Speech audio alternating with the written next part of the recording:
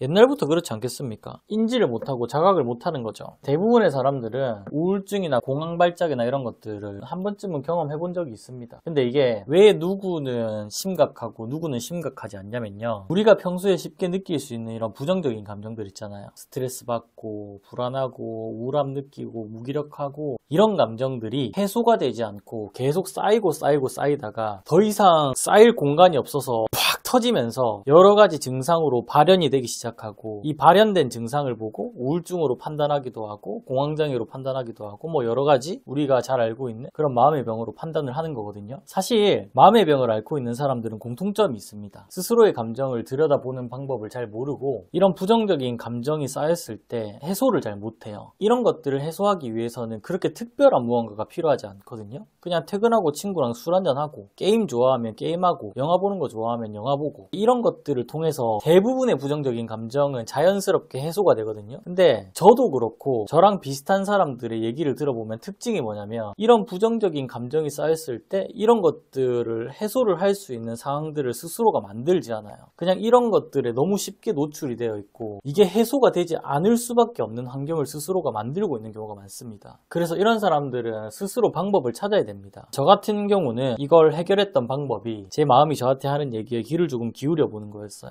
아까도 말씀드렸지만 제가 진짜 우울증이랑 공황장애가 절정에 달했을 때 숨을 못 쉬어가지고 길에서 쓰러져서 응급실에 실려간 적이 있습니다. 그리고 그 다음날에 정신과를 가서 약을 한 달치를 받아왔는데, 이 처음 보는 다양한 종류의 약을 보면서 내가 앞으로 평생을 이 약을 먹으면서 살아가야 된다는 것 자체도 인정을 하기 싫었고, 그리고 나는 분명히 열심히 산 죄밖에 없는데 다른 누군가에게 피해를 준 것도 아닌데 왜 이렇게까지 내가 힘든지에 대해서 이해를 못 하겠더라고요. 그래서 집 앞에 있는 벤치에 앉아서 몇 시간 동안 고민을 하고 내린 결론이 뭐냐면, 나 스스로가 나 자신한테 너무 무관심했기 때문에 이 지경까지 왔다라는 결론이 나오더라고요. 나를 사랑하는 방법이라고 말씀을 드리면 이 문장 자체가 굉장히 생소하고 어렵게 느껴지잖아요. 우리가 살아가면서 다른 사람들을 사랑을 해본 경험은 있어도 나를 사랑해야지라고 생각하고 무언가를 해본 적은 잘 없잖아요. 그래서 이게 굉장히 어렵게 느껴지는데, 이게 그렇게 거창한 게 아닙니다. 그냥 남들한테 하는 만큼 나한테 신경 쓰면 됩니다. 내 주변에 친한 지인이 어디가 불편하고 아프다고 하면 굳이 사람이 부탁을 하지 않아도 우리가 먼저 약을 사다 들고 병문안을 가는 것처럼, 누가 배가 고프다고 얘기하면 이 사람의 배고픔을 달래주기 위해서 내가 선뜻 나서서 이 사람이랑 저녁을 함께 먹기도 하고, 이런 것들이 전부 다 이 사람들이 겪고 있는 어떤 무언가들을 해소해주기 위해서 내가 도와주는 거잖아요. 그러면 내 마음이 무언가를 해소해달라고 얘기를 할 때도 귀를 기울이고 해소할 수 있게 도와주면 됩니다. 우리 몸은 지금 내가 힘들다, 버겁다 라는 표현을 우리가 흔히 알 수 있는 부정적인 감정들로 알려줍니다. 불안함이 될 수도 있고요, 우울함이 될 수도 있고요, 공허함이 될 수도 있고요, 짜증이 될 수도 있고요. 되게 많은데 그냥 우리가 딱 생각해 봤을 때 부정적으로 느껴지는 감정들 있잖아요. 이런 감정들이 나를 감싸는 느낌이 들 때 내 몸이 얘기하고 있는 겁니다. 너 지금 많이 힘들고 버거우니까 조금 쉬어라 라고 얘기를 하는 건데, 대부분의 사람들은 이런 감정을 느끼면 어떻게 행동을 하냐면, 자고 나면 괜찮아지겠지,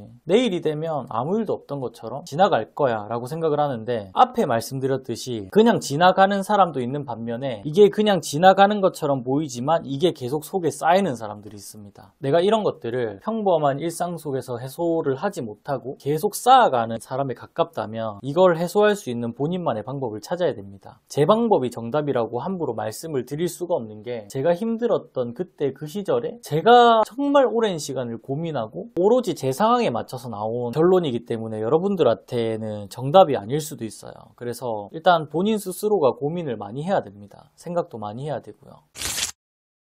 사실 저는 그렇게 한번 크게 아프고 나서 그 이후로는 한 번도 그렇게 아픈 적이 없거든요. 왜냐면 그 이후로 제 스스로의 감정에 귀를 기울이는 방법을 알게 됐고, 수시로 제 마음에, 제 감정에, 제 상황들에 신경을 씁니다. 지금 내가 생각을 해봤을 때 오늘은 다른 사람들의 사연을 들어줄 정도로 내 마음에 여유가 있는 것 같지 않아. 그러면 잠깐 하고 있던 것들을 내려놓고 제 마음에 여유가 생길 때까지 기다려주기도 하고요. 너무 힘들다고 느낄 때는 그냥 아무것도 안 하고 가만히 누워있을 때도 있습니다. 결국은 제가 겪고 겪었던 병들은 분명히 제 몸이 저한테 좀 쉬라고 얘기를 해주고 있었는데 이걸 무시했기 때문에 겪었던 병이기 때문에 답은 간단하죠. 그냥 내 마음이 하는 얘기들에 귀를 조금만 기울이면 이런 증상들은 내가 조금만 노력하면 조금씩 예전과 같은 일상에 복귀할 수 있다라는 결론이 나오죠. 물론 저도 한 번에 되지는 않았던 것 같아요. 좀 시간이 필요했었고 굉장히 다양하고 여러 종류의 약을 오랫동안 복용도 했었는데 근데 결국은 저 역시 언젠가는 약을 끊어야 된다고 생각을 하고 있고 그리고 다시는 그때의 경험을 하고 싶지 않다라는 생각이 확고해서 이 병을 낫기 위해서는 어떻게 해야 되지에 대해서 끊임없이 고민을 하게 되니까 결국 마지막에는 저라는 사람에 대해서 들여다보게 되고 제가 느끼고 있는 감정들을 있는 그대로 받아들이기 시작하니까 조금씩 괜찮아지더니 이제는 제가 이렇게 먼저 얘기하지 않으면 아무도 모를 정도로 일상생활을 하는데 아무런 지장이 없습니다.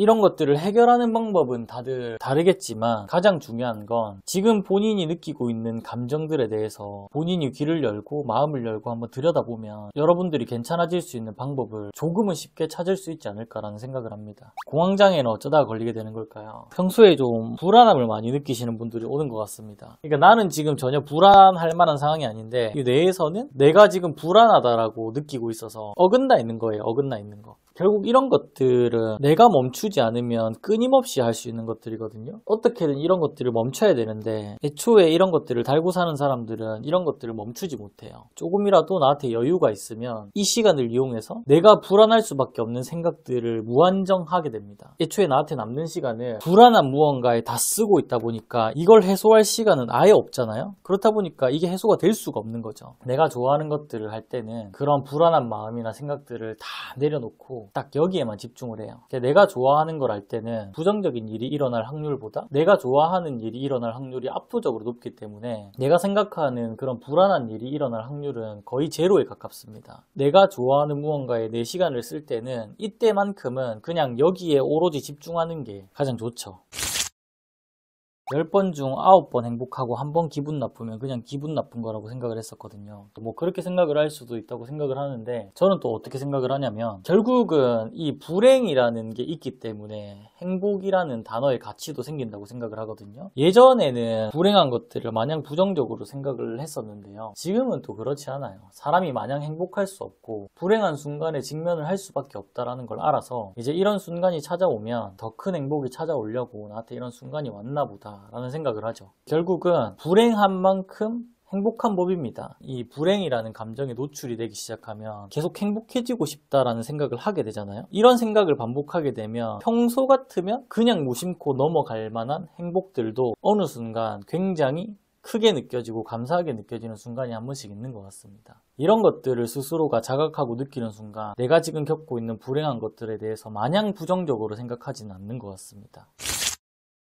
나한테 찾아온 행복을 있는 그대로 누리기 위해서는 이 불행이라는 감정도 충분히 느껴봐야 된다고 생각합니다. 이 불행과 행복은 따로 뗄 수가 없다고 생각을 해요. 공존하는 느낌이고 둘 중 하나라도 존재하지 않으면 애초에 아예 가치가 없어지는 것들이라서 많이 불행해 본 사람들이 작은 행복에도 감사할 줄 알고 더 큰 행복이 찾아왔을 때 이 행복을 있는 그대로 받아들일 수 있는 것 같습니다. 근데 행복한 순간을 느껴본 경험이 많이 없는 사람들은 갑자기 본인한테 행복한 순간이 찾아오잖아요. 이 행복을 내 옆에 붙잡아 두기 위해서 어떻게든 발악을 합니다. 제가 이때까지 살아오면서 느낀 건 행복이라는 감정은 굉장히 자연스럽게 찾아오거든요. 어떠한 행복이 나한테 찾아왔는데 이 행복을 유지할 능력이 없는데 이걸 유지하기 위해서 무언가를 시도하려고 하면 이 행복은 바로 달아나요. 이 행복을 길게 지속하기 위해서는 이 행복이 찾아왔을 때 무언가를 노력해서 길게 지속시키는 느낌이 아니라 애초에 이 행복이 찾아왔을 때 길게 지속이 될 수 있도록 내가 무언가를 준비를 하고 있었어야 됩니다. 나에게 언젠가 나를 행복하게 만들어주는 무언가가 다가왔을 때를 생각하고 계속 어떠한 노력을 하고 있었으면 여기에 시간을 쏟고 노력한 만큼 이 행복도 길게 지속될 거라고 생각합니다.